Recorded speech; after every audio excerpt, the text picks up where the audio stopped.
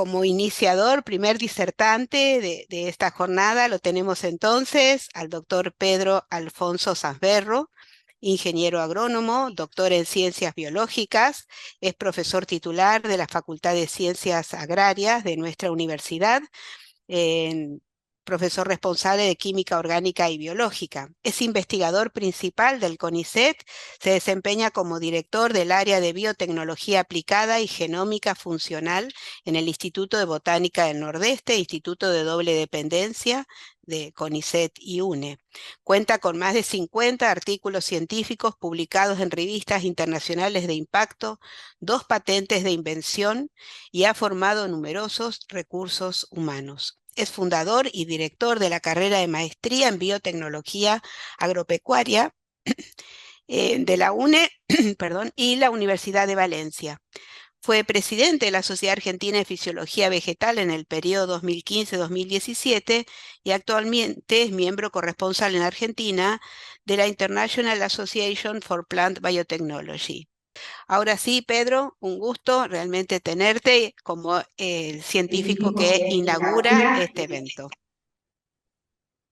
Bueno, buenas tardes. En primer lugar, quisiera agradecer a la Universidad Nacional del Nordeste por la invitación para participar de este simposio y darnos la oportunidad de dar a conocer este trabajo que venimos haciendo de manera integral ya desde hace muchos años. Bueno, hoy vamos a hablar acerca de lo que estamos haciendo por el cultivo de la yerba mate, considerando que es una especie emblemática y de gran sentido social para nuestra región, tanto para nosotros como los países limítrofes, pero haciendo la salvedad de que en nuestro laboratorio también nos dedicamos a otras especies forestales e industriales. La yerba mate se cultiva comercialmente en el sur de Brasil, este de Paraguay y nordeste de Argentina, básicamente en la provincia de Misiones y nordeste de Corrientes de nuestra provincia. Argentina produce o comercializa el 60% de la producción de estos tres países, o sea, la producción mundial. Para ello cuenta actualmente con 210.000 hectáreas cultivadas, producida por 13.000 productores, la mayoría pequeños productores, por eso es el gran protagonismo social que tiene esta especie en la región, que producen unas 285.000 toneladas con destino a consumo interno y otras 40.000 toneladas con destino a exportaciones, principalmente a Siria, Chile y una veintena de otros países. En este contexto, desde la ciencia, desde la universidad y el CONICET, nos proponemos abordar de manera integral distintas problemáticas que se presentan y limitan la producción primaria de este cultivo, como lo decía, a partir de un abordaje integral. Primeramente, la detección de los problemas que limitan la producción, para luego, desde la ciencia básica, hacer un análisis pormenorizado y brindar una solución que finalmente será transferido al sector productivo. De esa manera, la universidad cumple con uno de sus propósitos de que a través de la investigación se promueva el crecimiento regional y el bienestar de la sociedad. ¿Cuáles son los problemas que limitan la producción de la yerba mate? Algunos ejemplos: heterogeneidad de envejecimiento de las plantaciones, deterioro del suelo, oferta restringida de suelos prístinos, es decir, de suelos nuevos. Una limitante que tenemos actualmente es la disponibilidad de tierras, y la modificación del ambiente a causa de lo que todos ya hemos escuchado, el cambio climático, que de manera indirecta también produce un cambio y una mayor incidencia de enfermedades y plagas. En ese contexto, debemos constantemente estar desarrollando nuevas líneas de investigación que aborden estas temáticas. Finalmente, la transferencia al sector productivo, voy a finalizar la charla con algunos ejemplos nada más de transferencia que tienen que ver con procedimientos de clonación masiva de plantas adultas, diseño y puesta a punto de naves de enraizamiento, cruzamiento entre fenotipo entre cultivares superiores mediante polinización asistida, y lo más importante es la formación del recurso humano en empresas. Vamos a abordar, en primer lugar, los estudios que hemos realizado acerca de la búsqueda de tolerancia de la yerba mate ante estas condiciones climáticas que imperan actualmente. Si nosotros prestamos atención a las predicciones climáticas para los próximos años, dado por el IPCC, el cual considera, distintas situaciones que se podrían dar tomando en cuenta el incremento en el calentamiento global y su proyección en cuanto a las temperaturas, a la humedad del suelo y a la frecuencia, a la variación en el porcentaje de lluvias torrenciales, de frecuencia de lluvias por encima de la media. Si nosotros nos paramos en este punto, comparamos la temperatura media global respecto a la época o a la era preindustrial que se considera entre 1850 y 1900. En este punto vemos que la temperatura global subió 1.1 grados. Eso sucedió entre 2011 y 2020. Y ya todos conocemos qué efectos causó en cuanto a periodos largos de sequías, lluvias torrenciales en poco tiempo por encima de lo normal, tormentas que nunca habíamos visto anteriormente. Es decir, un daño ecológico importante que también afectó no solo a la ecología, sino también a la producción y a la sociedad. En esta secuencia, la situación más benigna para 2030, estemos por debajo de 1.5 grados respecto a la temperatura global de la época industrial. Si ese incremento está por debajo de 1,5 grados, no podemos festejar, porque la situación climática es esta, que ustedes ven acá. La temperatura de los días más calurosos van a subir para nuestra región entre 3 y 4 grados. La humedad del suelo va a estar entre un cambio de 0,5 a 1, es decir, vamos a tener menor oferta hídrica. Y la ocurrencia de lluvias intensas o torrenciales se van a ir incrementando. Fíjense cómo esto se intensifica a medida que se proyecta un mayor calentamiento. Entonces, en este contexto, donde debemos seguir produciendo una especie subtropical, debemos ser capaces de producir en una situación o en un escenario de menor oferta hídrica. Ante esa situación, ante esa premisa, hemos desarrollado distintas líneas de investigación en los últimos 20 años y que lo trato de resumir en los próximos slides. Entonces, ¿cuál es la estrategia de estudio? Bien. En primer lugar, tenemos que interpretar qué es lo que sucede en el campo para luego, donde se dan en forma simultánea una multiplicidad de factores adversos, llamémosle estreses, las plantas, al igual que los seres humanos, se estresan, ¿sí?, ante una situación adversa,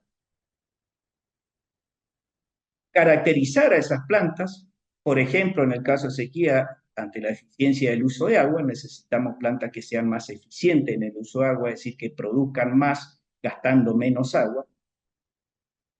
Seleccionar cultivares o clones con caracteres contrastantes, es decir, aquellos que son tolerantes y aquellos que se comportan como más sensibles, para luego en condiciones ambientales controladas, de tal manera de estudiar un estrés a la vez, podamos hacer la caracterización fisiológica y molecular en respuesta a la sequía y poder sacar conclusiones que sean aplicables al desarrollo de tecnología.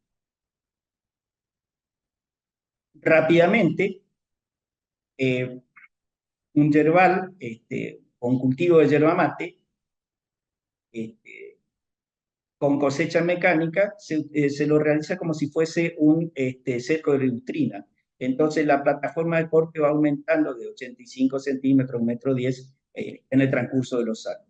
Entonces al final del ciclo anual de crecimiento, esa planta que tenía 80, 90 centímetros puede llegar a 2,50 m, 2,70 m de altura. En esas condiciones, nosotros hemos estratificado la planta en un estrato inferior, medio y superior para poder analizar la eficiencia del uso de agua a través de la fotosíntesis y la conductancia automática. Los estomas son aberturas que se encuentran generalmente o mayoritariamente en el embestio, en la parte de abajo de la hoja, ¿sí? Y que sirven para el intercambio gaseoso. Es como si fuesen las fosas nasales. Entonces ingresa dióxido de carbono y se elimina agua por transpiración, regulando la temperatura de la planta. En esas condiciones vemos que un clon que se comporte es eficiente en el uso de agua. En el estrato inferior, donde las condiciones de fotosíntesis, las condiciones luminosas no son óptimas para la fotosíntesis, tiene prácticamente sus narices cerradas, porque la fotosíntesis es mínima. En cambio, en los estratos superiores, donde hay más luminosidad y condiciones óptimas para fotosíntesis, entonces allí invierte abriendo los estomas, piensa de transpirar más, pero de fijar el dióxido de carbono. Entonces tenemos un gráfico de eficiencia de este tipo. En cambio, en aquellos materiales que no manejan bien el agua, vamos a tener una situación que esta, es decir, por más que las condiciones no sean óptimas para fotosíntesis, que se tenga humedad óptima en el suelo, van a transpirar igual. Entonces su eficiencia va a ser menor. Si nosotros analizamos estos gráficos de tortas, vemos que, es decir, la yerba mate, su crecimiento se cosecha una vez por año en Argentina y el crecimiento anual depende de 3 fases de rotación que se dan en primavera, verano y otoño. En aquellos materiales que son eficientes en el uso de agua, vamos a ver que en el verano el 38% de la rotación, es decir, la rotación de verano contribuye con el 38% de la producción anual. En cambio, en aquellos que son sensibles, eso disminuye prácticamente al 50%, recuperándose en un poco.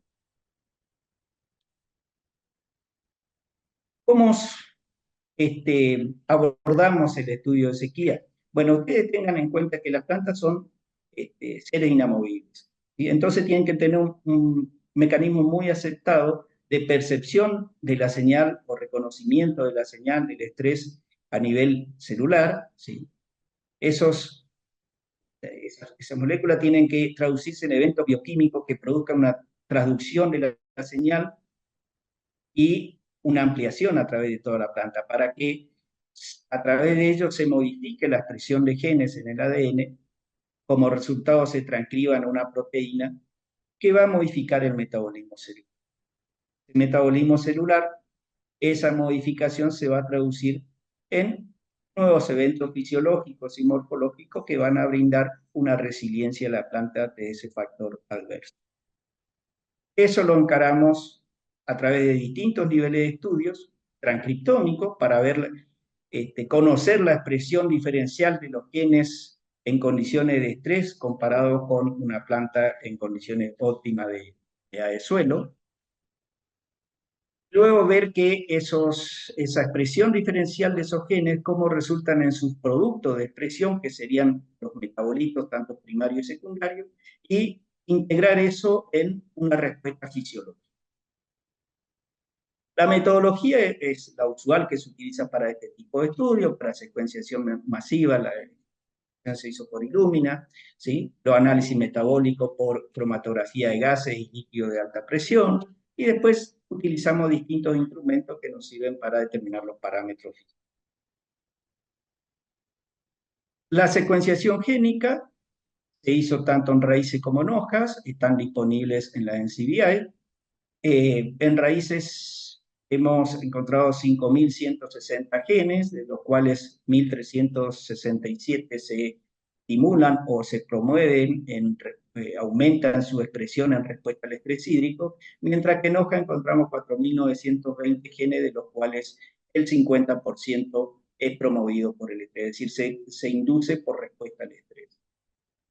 Luego hicimos su análisis funcional, tanto en raíces y en hojas, y lo pudimos clasificar en procesos biológicos, función molecular, componentes celulares. Para darle una visión del trabajo que hemos realizado, esto acá lo muestro solamente en hojas, también lo hicimos en raíces, tenemos todo el MADMAN, el complejo de hormonas y señalización, todos estos cuadritos verdes y rojos, los rojos son genes que se apagan, los verdes genes que se promueven. Hemos analizado también las rutas metabólicas, todas las rutas metabólicas, pero voy a prestar especialmente a fotosíntesis. Hemos analizado los metabolitos que se relacionan o separan los tratamientos de estrés y los tratamientos control, y rutas metabólicas de nitrógeno y aminoácidos. Hemos integrado el proceso de respiración, metabolismo de carbohidratos, con los genes que se expresan tanto en glucólisis como ciclo de Krebs, y los productos del metabolismo, los aminoácidos, como intermediarios de estas rutas metabólicas en la producción. Le decía que amerita destacar fotosíntesis porque hemos encontrado realmente un proceso muy ajustado que nos llamó la atención, tratándose de una especie subtropical, como la yerba mate protege su aparato fotosintético, y de hecho a las 48 horas de pasado el estrés, en la irrigación de las plantas luego de superado el estrés, a las 48 horas la tasa de fotosíntesis vuelve a ser normal. Eso es muy llamativo. Entonces, podemos destacar por un lado la disminución de todos los genes en la expresión de la fase luminosa de la fotosíntesis, disminución del flujo de electrones, acompañado de un aumento de la atenuación de la atenuación de los procesos no fotoquímicos, acompañado por carotenoides. Eso ayuda a disipar la energía no utilizada. Lo otro llamativo es que no utiliza la fotorrespiración para evacuar los excedentes de electrones que no genere un estrés oxidativo. Y en su cambio utiliza la válvula de Malato, que provee equivalente desde cloroplasto a una oxidasa alternativa que está en mitocondria. Nada más que para ejemplificarle la profundidad de los estudios que hemos realizado. En cuanto a raíces, este interactoma de proteínas, es decir, acá son las proteínas predichas a partir de la secuencia de genes que hemos obtenido, podemos observar 7 clústeres de proteínas, de los cuales los más importantes la respuesta ABA, la respuesta al calor y la respuesta a traumáticos, y nuestro trabajo tiene que intensificarse en esta zona, es decir, tenemos que ser capaces de poder interpretar todos los mecanismos asociados que en su conjunto hacen que este clon sea más tolerante a la sequía.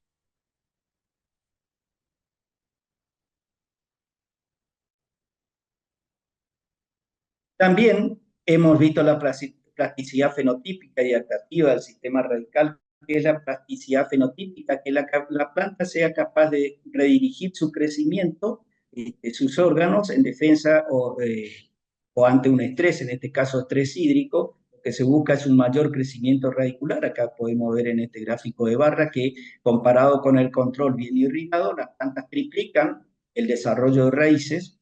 Vemos en esta foto, acá tenemos el control, este cablecito que ustedes ven son termocuplas para determinar el potencial agua del suelo, que nos está dando una medida de qué humedad tiene.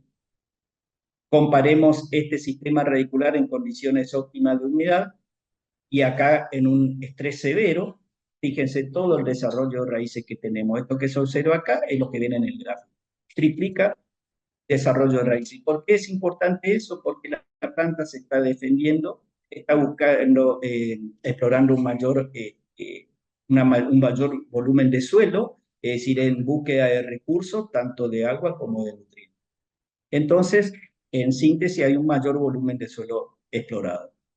También hemos encontrado a través de microscopía electrónica de barrido, que hay una diferenciación en la zona de desarrollo de los pelos absorbentes en las raíces. Esto es importante porque los pelos, a través de los pelos absorbentes es donde ingresa el mayor volumen de agua en las raíces, ¿sí? Pero también hemos visto que esto podría ayudar.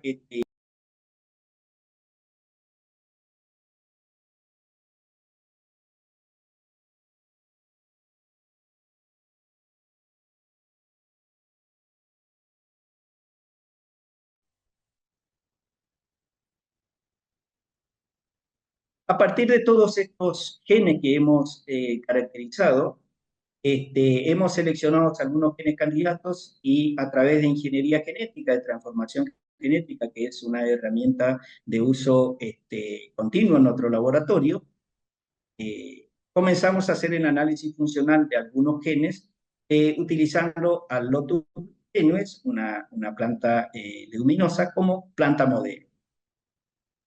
Entonces, un solo ejemplo les voy a dar acerca de unos genes que sobreexpresan la síntesis de metalotioneínas, un nombre tan difícil de pronunciar. Estas proteínas son muy importantes porque son proteínas cortas, con abundante cisteína, un aminoácido, que actúan como agentes quelantes. Entonces pueden atrapar metales tales como zinc, cadmio, ¿sí? Y en condiciones de estrés hemos visto que se eleva la sobreexpresión de estos genes de manera estadísticamente significativa respecto al tratamiento control y más aún en las condiciones severas de estrés, ¿sí? Entonces hemos hecho la caracterización aminoácidica de estas proteínas cuando tuvimos en claro de qué tipo de proteínas se trataba.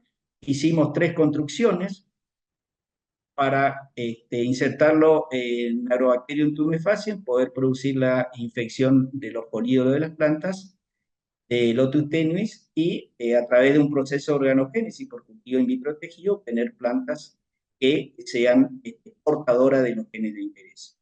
Y entonces con esas plantas portadoras hacer el análisis fisiológico correspondiente. Las construcciones que hemos realizado tienen, pudimos aislar también el gen promotor de yerba mate para ese gen target, para el gen que se expresa en la metaloteína. Los genes promotores actúan como si fuesen una llave interruptora, permiten o no que se exprese el gen de interés, el gen target. Y estos pueden ser inducibles, es decir, inducidos por el estrés, actúan solo cuando hay estrés, luego se apagan, es decir, luego corta esa llave interruptora, o bien pueden actuar de manera constitutiva siempre. Entonces, nosotros ya tenemos plantas transgénicas con el promotor de yerba mate y un gen reportero, que es el gen GUS, que por tinción nos indica en qué parte de la planta se está expresando el gen y si realmente se expresa, el gen promotor se expresa en condiciones de expresión. Por eso este color azul acá le está indicando que el gen se expresa en tallo y no. ¿Sí? Tenemos plantas, pero aún no, por su desarrollo prematuro, aún no pudimos hacer análisis para ver si son positivas realmente la transformación. Son plantas que podrían ser portadoras tanto del gen promotor de yerba mate como de la metallotioneína. Entonces lleva a cabo a través de una tesis doctoral en nuestra facultad que se está ejecutando en este momento y cargo de la ingeniera Mayra Álvarez, nuestro grupo. Entonces, a través de todos estos minutos que he hablado y que he tratado de sintetizar la producción científica de más de 20 años, donde involucran 3, 4 tesis doctorales, incluida la mía, estamos en condiciones de hacer una síntesis de cómo se defiende la yerba mate respecto a la sequía, a las condiciones de una limitante de agua en el perfil del suelo. Tenemos varias cosas para decir, pero vamos a ser sintéticos. En primer lugar, las letras rojas significan que disminuyó y las verdes que aumentó. Entonces podemos ver, interpretando en un todo a la planta, que hay una disminución del crecimiento en la parte aérea y un aumento del crecimiento en las raíces. Eso es lo que se busca en una planta tolerante, que disminuya el crecimiento aéreo para que tenga menos superficie transpirable, es decir, que tengan menos hojas, menos área foliar. Y por otro lado, como le decía, un mayor desarrollo radicular que permita una mayor captación de recursos. Hemos interpretado a través de la secuenciación de genes, a través de la determinación del perfil transcriptómico de esa variación, correlacionando con los productos de esa expresión, es decir, los metabolitos, hemos podido correlacionar todo el metabolismo de carbohidratos y aminoácidos, que no viene al caso comentar en detalle ahora. Lo que sí quiero destacar es que la yerba mate presenta distintas barreras de defensa según se va intensificando el estrés. Lo primero que hace es cerrar los estomas, cerrar las fosas nasales para disminuir la transpiración. Esto sucede a muy temprano etapa del estrés hídrico. Si el estrés continúa, produce un segundo evento bioquímico que se trata del ajuste osmótico. Lo que hace es liberar moléculas, liberar sustancias a la célula para que actúen como una esponja y retenga el agua a nivel celular. Esto hace que en condiciones severas de estrés, por un lado, mantenga o preserve la naturaleza, la integridad de las membranas celulares, pero también algo muy importante, hemos determinado que la hierba hace ajuste osmótico tanto en raíces como en hoja, y eso permite que haya un continuo de agua a través del suelo, planta y atmósfera, permitiendo que el flujo de agua continúe aun cuando el potencial de agua del suelo es muy bajo. Todo esto se orquesta a través de una hormona que se llama ácido abscísico, es decir, todo el proceso de señalización y defensa de la yerba mate ante estrés hídrico se da a través del artístico que interactúa con otras hormonas. Pero acá no termina esta historia, el estrés hídrico, sino que además, por efecto del estrés hídrico, hemos visto que se disparan los mecanismos de defensa patógenos. De hecho, la yerba mate, y lo hemos desarrollado a través de otra tesis doctoral, eh, hace un tiempo atrás, convive con microorganismos de manera simbiótica, tanto hongos como bacterias, se encuentran en hojas y tallos, algunas en raíces, pero hemos visto que cuando la planta se estresa por deficiencia hídrica, comienzan a aparecer o a sobreexpresarse genes que tienen que ver con la defensa ante estos patógenos. Por ejemplo, el ácido salicílico, que es quien regula la defensa de la planta. Hemos encontrado varios factores de transcripción, genes específicos que tienen que ver con orquestar la defensa de la planta ante patógenos hemibiotróficos y biotróficos. Entonces, esto nos está indicando que cuando la planta se estresa, hay probablemente un desbalance en el microbioma de la planta y puede ser la situación favorable que para ciertos microorganismos que actúan como oportunistas puedan hacer de las suyas y producir una enfermedad. Entonces, en base a ese escenario, hemos desarrollado y está en ejecución otra tesis doctoral, el doctor ingeniero Nicolás Ortiz, donde analizamos por un lado el estrés abiótico a través de la sequía, por otro lado el estrés biótico a través de la infección con un hongo que produce una enfermedad seria en la yerba mate con caída de hojas de manera importante, que es el cilindroclavin, se llama el hongo, y es por último un estrés combinado, donde primero se hace sequía y luego la infección con el hongo. A partir de estos tratamientos estudiamos la expresión génica, cómo varía el microbioma, es decir, también analizamos la variación de la flora endófita, tanto bacterias por 16S como hongos por ITS, ¿sí? Y luego hacemos la integración para comprender los principales mecanismos que permiten a esta planta y su microbioma tolerar las situaciones de estrés hídrico, biótico y combinado. Aparte de esta investigación básica, también hemos desarrollado en forma simultánea distintas tecnologías para buscar soluciones a la problemática de la yerba mate, no quedarnos solamente en la investigación básica, que en su futuro tendrá una aplicación. En este sentido hemos desarrollado procedimientos que permiten la producción masiva de plantas adultas de yerba mate, a través del uso de cultivo in vitro de tejidos, en bioreactores. Nosotros hemos sido el primer laboratorio en el país en adoptar esta tecnología y desarrollamos un prototipo propio. Eso nos llevó mucha investigación básica que se traduce en todas estas publicaciones que están en pantalla. También tesis doctoral abocada a esta temática. También un procedimiento alternativo que para producir masivamente plantas seleccionadas que utiliza cámaras de niebla. De igual manera acá hemos desarrollado el prototipo de cámaras de niebla, una tesis doctoral involucrada donde se estudió toda la parte fisiológica, anatómica del doctor Tarragó, que quien es docente de nuestra facultad.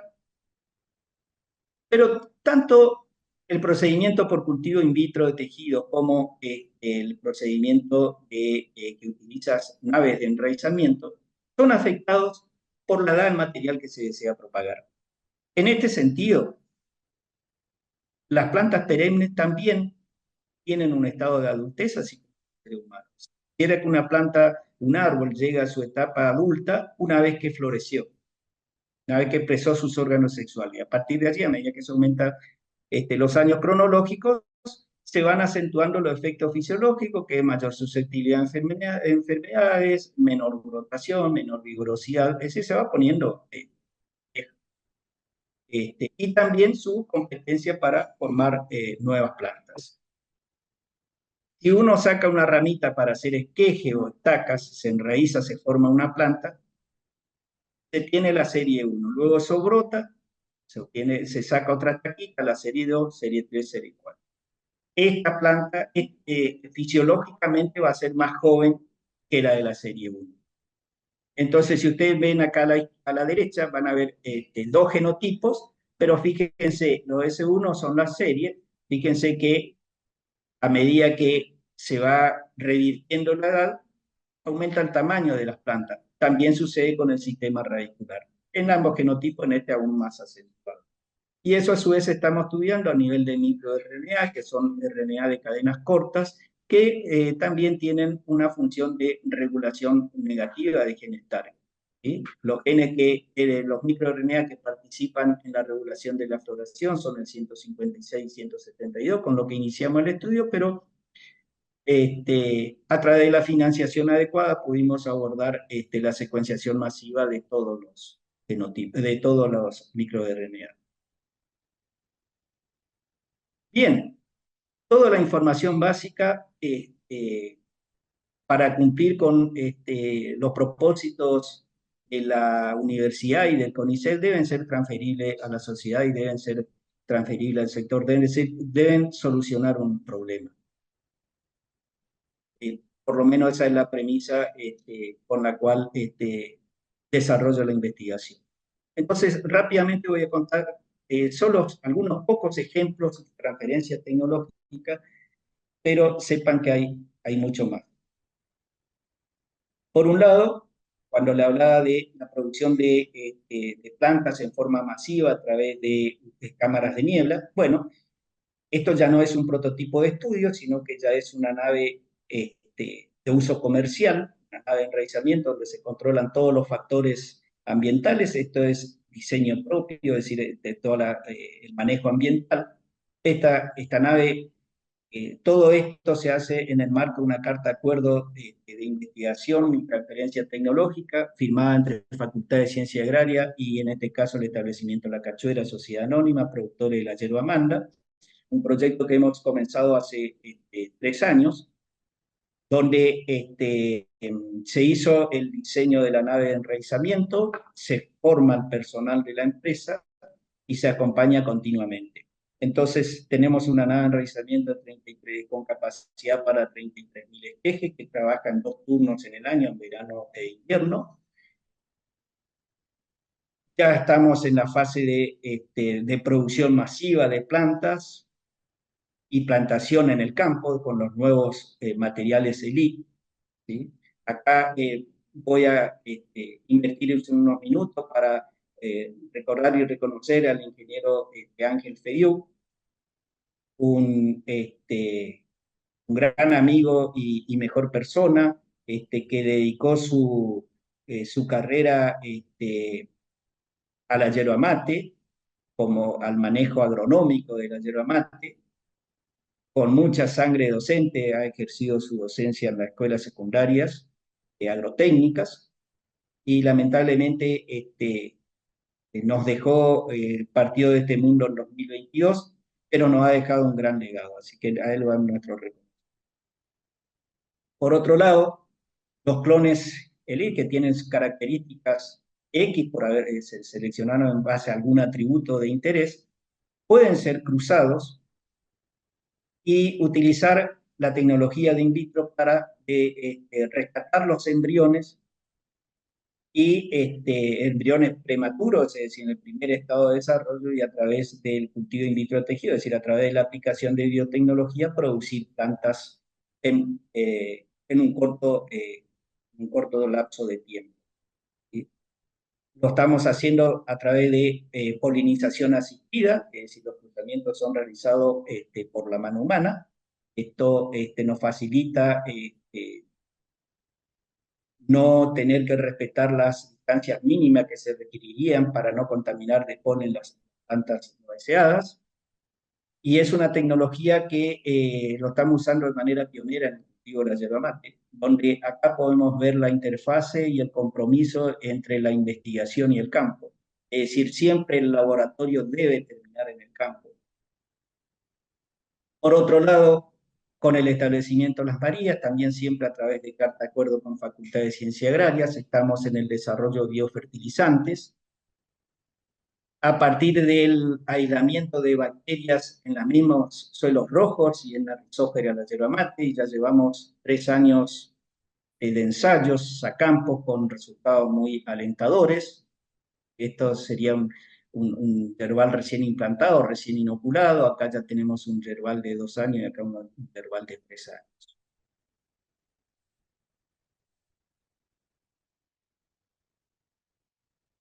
Bien, simplemente me queda agradecer al staff colaboradores. Como ustedes verán, apreciarán, es un equipo robusto y nutrido para llegar a las metas que nos proponemos. Continuamente la dinámica de cambio en base a las adversidades que se nos presentan, adversidades que a su vez se convierten en desafíos, ¿sí? Entonces, en nuestro del staff particular, debo mencionar al doctor Maximiliano Acevedo en todo lo que es bioinformática y este, también en lo que hace a transcriptoma de hoja, Edgardo Abico, transcriptoma raíz, la doctora Ernestina Galcano, Mónica Colavino, en la parte de estrés combinado, Claudia Luna, el desarrollo de los bioreactores, Fabiana Espasandín en transformación genética, Mayra Álvarez, Nicolás Ortiz y María José Duarte, los becarios doctorales actuales, Estela Lacunza en todo lo que es la aplicación de rescate y cultivo de embriones prematuros, los colegas de INTES, de la Universidad Nacional de Rosario, del INTA Castelar, especialmente el doctor Adriano Núñez Nesis, que se encargó de la parte del metaboloma de yerba mate, y todo el análisis de metabolito en la Universidad Federal de Viçosa. Y un reconocimiento especial a los doctores Luis Morojinqui y Rubén Bottini, quienes hace 4 décadas atrás han sido mis mentores y me ayudaron a dar los primeros pasos en este viaje que lo sigo abordando con mucho entusiasmo. Finalmente, agradecer a las instituciones involucradas, la Universidad Nacional del Nordeste, el CONICET, la agencia, el Instituto Nacional de Yerba Mate, y a las empresas La Cachuera, Sociedad Anónima y Las Marías. Con Las Marías nos unen 35 años de relaciones fructíferas y con La Cachuera 25 años. Y es un ejemplo de cómo las relaciones entre empresa y universidad pueden ser. Eso es todo. Muchas gracias. Les dejo nuestros contactos para atender cualquier inquietud.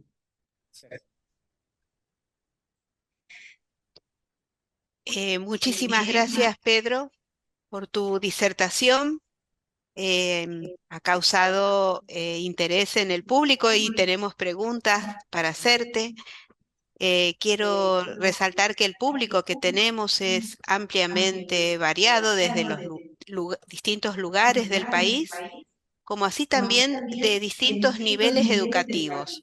Entonces me interesó una pregunta en primer lugar que nos hace una de las asistentes, que nos dice, le- te quiere preguntar, Pedro, ¿qué es la biotecnología? Bien, la biotecnología es un paquete de herramientas que se utilizan para la experimentación de seres vivos. Eso puede ir, en el caso de las plantas, desde el cultivo de tejido, pero también involucra todas las ómicas, ¿sí? Tanto metabolómica, transcriptómica, ¿sí?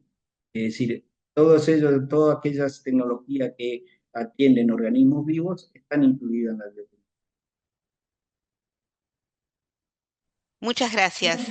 Tenemos a Manuel Salina que nos pregunta, ¿la exposición constante del estrés y tratamiento de la planta de yerba mate no haría que los retoños adquieran resistencia adquirida?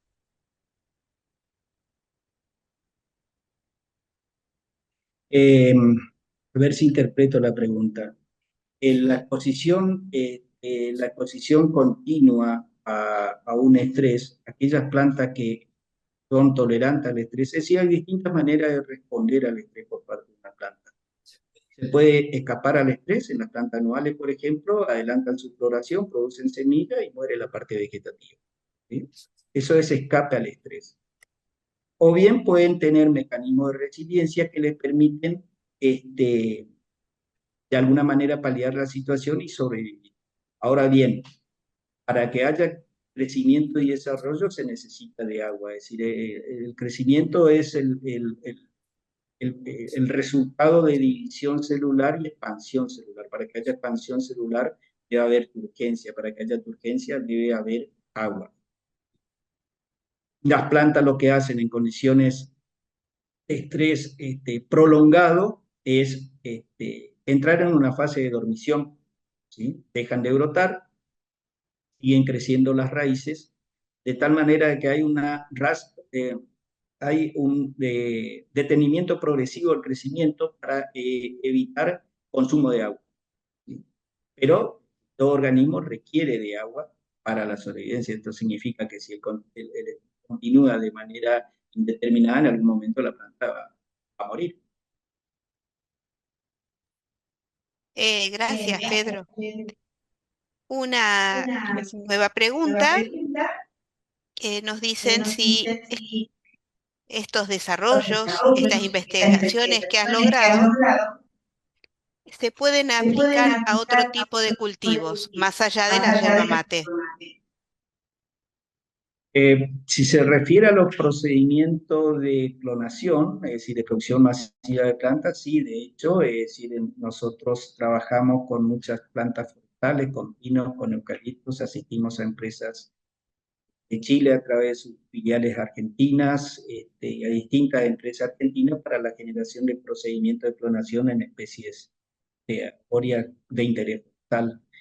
Si se refiere a la resiliencia o estos factores que hemos encontrado de respuestas a la tolerancia a estrés hídrico, si es extrapolable a otras plantas, en gran parte sí, pero siempre hay que investigar una planta en particular, ¿verdad? Muy bien, muchísimas gracias. A ustedes Eh, por la invitación. gracias.